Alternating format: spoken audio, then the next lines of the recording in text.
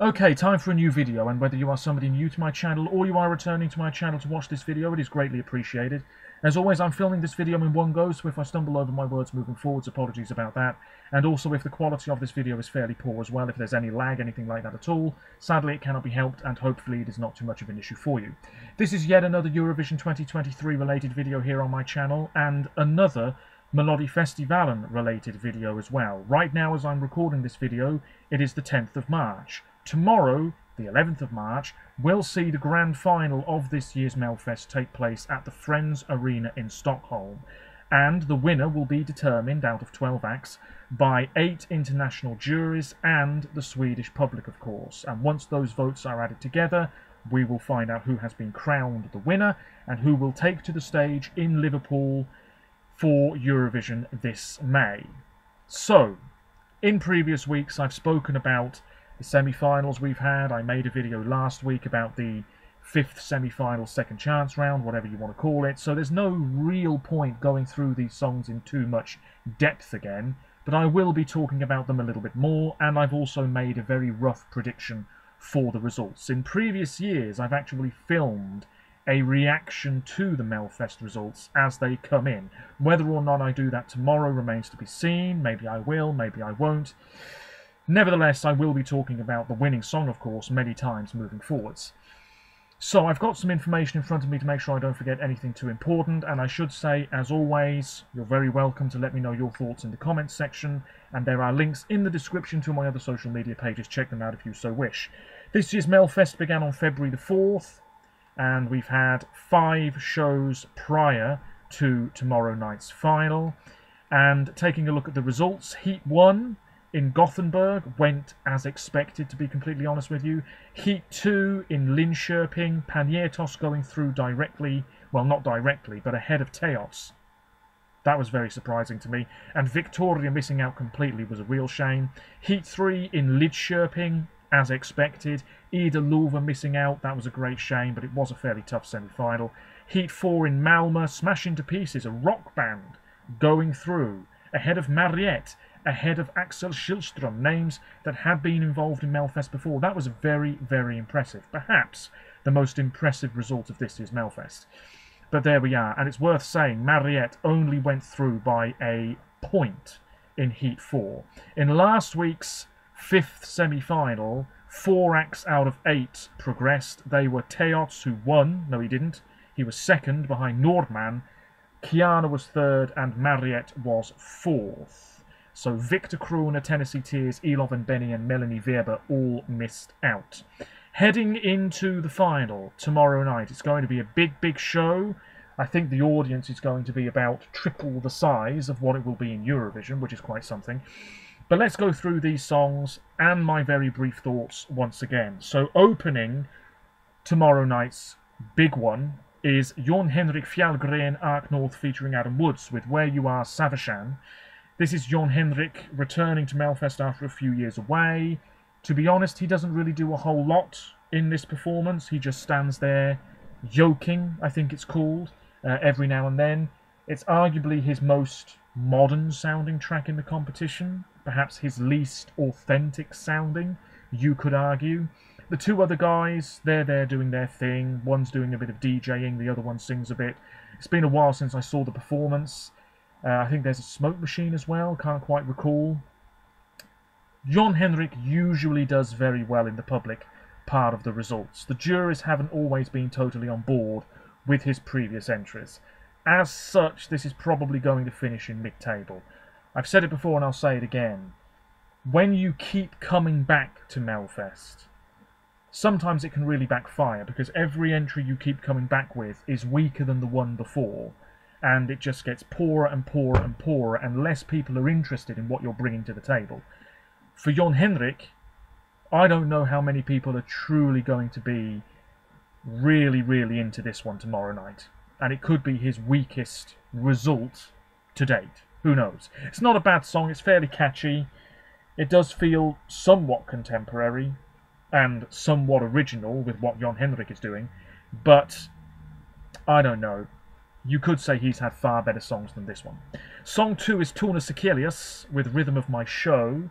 So it's interesting that the final opens with both songs that progressed pretty much directly from the first heat a month ago. This song, to me, is a bit of a disappointment. Turner was in the Melfest final last year with My Way, which was this uplifting, quite anthemic sounding track. This is more sultry, more radio friendly arguably, a little bit more sexy. She's there in this black outfit, she's got dancers with her. For me, this is really not packing enough of a punch. It feels diluted somehow, and it's not reaching the potential, if you see what I mean. It promises much and then never really delivers, I suppose. At least not for me. I can see this doing quite well, but at the same time, I wish it had a bit more originality to it, to be completely honest. I think she deserved a better song. I don't know. Anyway, I'm rambling. Song 3, Mariette One Day. She's been involved a bunch of times and she's always made it to the final. She's a good singer.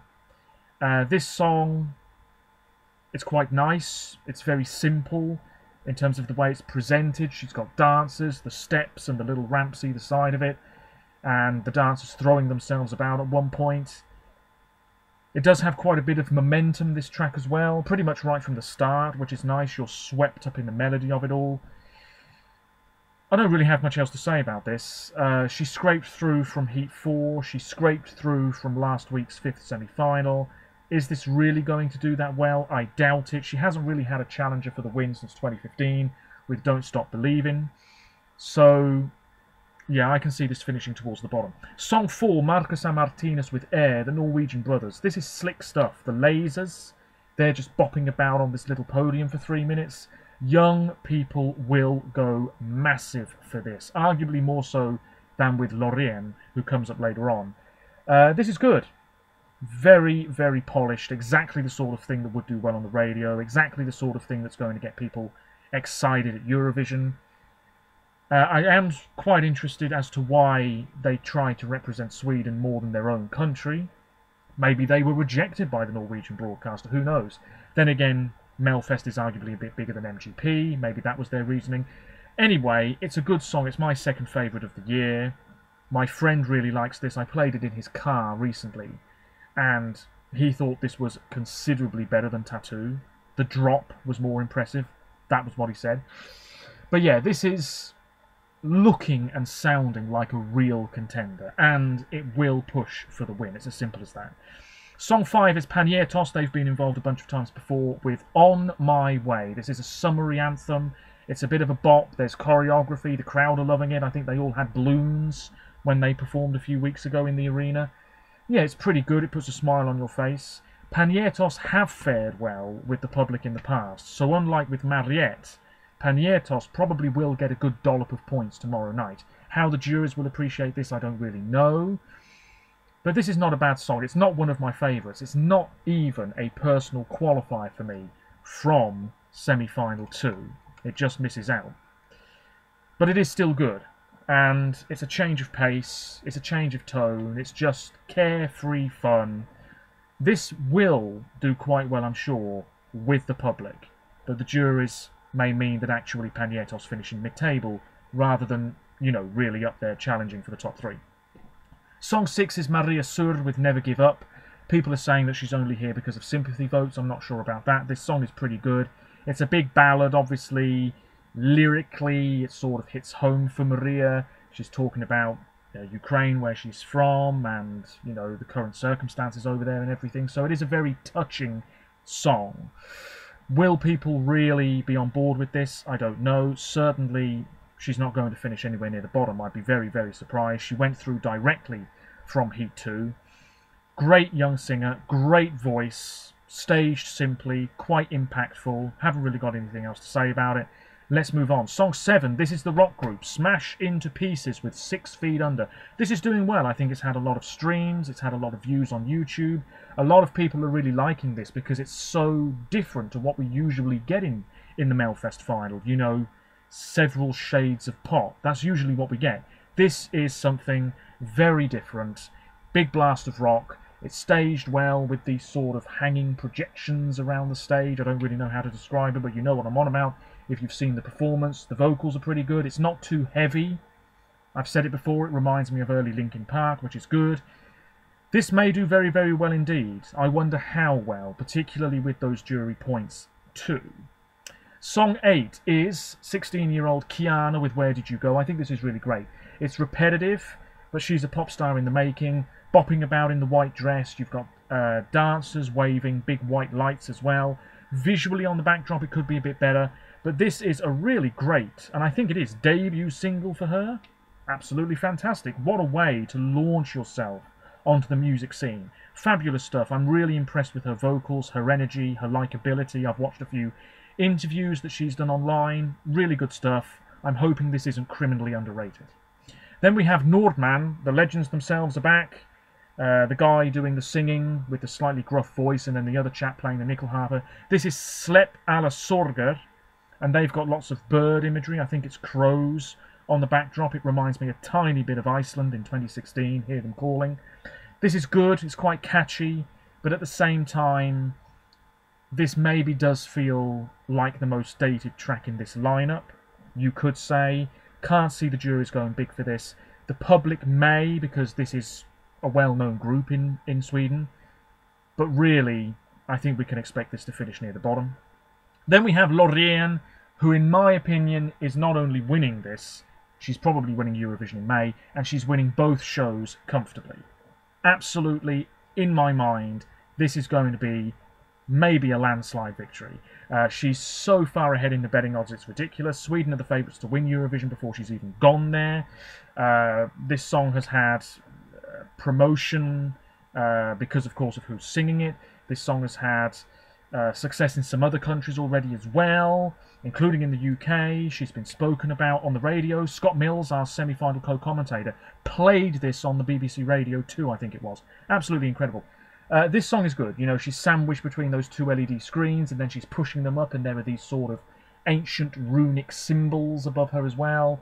I'm not too sure about her outfit, but that doesn't really matter. You've got the smoke machine, and it just builds, and it's very emphatic, and clearly it is a cut above most of what else we've got here.